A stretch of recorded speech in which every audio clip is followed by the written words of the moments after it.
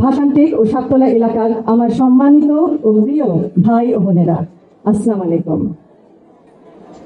প্রথমেই শ্রদ্ধা করে স্মরণ করছি শহীদ রাষ্ট্রপতি জিয়াউর রহমান ও আপসহীন দেশনেত্রী বেগম খালেদা জিয়াকে।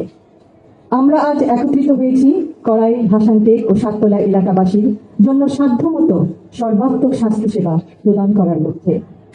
বাংলাদেশের স্বাস্থ্য খাত দীর্ঘদিনের অবহেলার শিকার। সরকারি হাসপাতালগুলি অতিরিক্ত চাপের মুখে, স্বাস্থ্যকর্মীরা নিরুৎসাহিত, অসমভাবে বঞ্চিত, মানসম্মত সেবায় প্রবেশাধিকার প্রতিদিন লাখো মানুষের কাছে এক অসম লড়াই। স্বাস্থ্য ব্যয়ের 72% সরাসরি জনগণ বহন করে, ফলে অসুস্থতা এখনো দারিদ্র্যের অন্যতম প্রধান কারণ। একটি সুস্থ, দেশি, উৎপাদনশীল, আত্মনির্ভর ও সার্বভৌম আমাদের লক্ষ্য। আর কোনোদিন কড়াই, ভাষান্টেক, সাততলার এলাকার জনগণ চিকিৎসা সেবা থেকে বঞ্চিত না হন। নবজাতক শিশু থেকে শুরু করে বয়োবৃদ্ধ পর্যন্ত সকলেই যেন সুচিকিৎসা পান।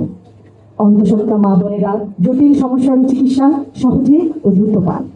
হৃদরোগ ও যে কোনো ইমার্জেন্সি সেবার জন্য এলাকাবাসী যেন মুহূর্তেই অ্যাম্বুলেন্সের জন্য তাদের সেবা পান।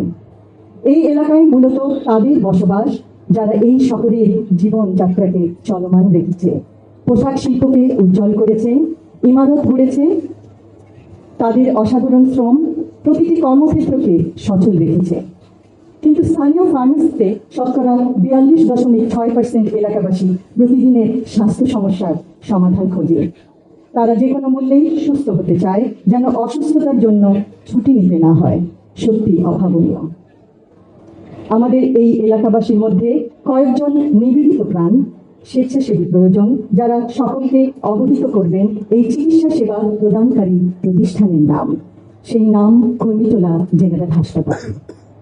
আমি আশাবাদী আমার প্রিয় ঢাকা 17 অন্তর্গত কড়াই, ভাষান্টেক, সাততলার এলাকাবাসী, স্বেচ্ছাসেবী কর্মীবৃন্দ ও কুর্মিটোলা জেনারেল হাসপাতালের সদস্যবৃন্দ একত্রিত হয়ে বহু প্রাণ বাঁচাতে সক্ষম হবেন। উক্ত এলাকায় নিশ্চয়ই অনেকেই আছেন যারা এই নতুন বন্ধনের কথা জানেন না। তারা হয়তো অবগত নন যে বহুদিন ধরে কষ্টে থাকা তার আপনজন, অথবা তিনি নিজেও বহু মাস অপেক্ষা করছেন সহজলভ্যে স্বাস্থ্যসেবা পাওয়ার জন্য। সেই সেবা আজ তার হাতের নাগালে, সম্পূর্ণ বিনামূল্যে।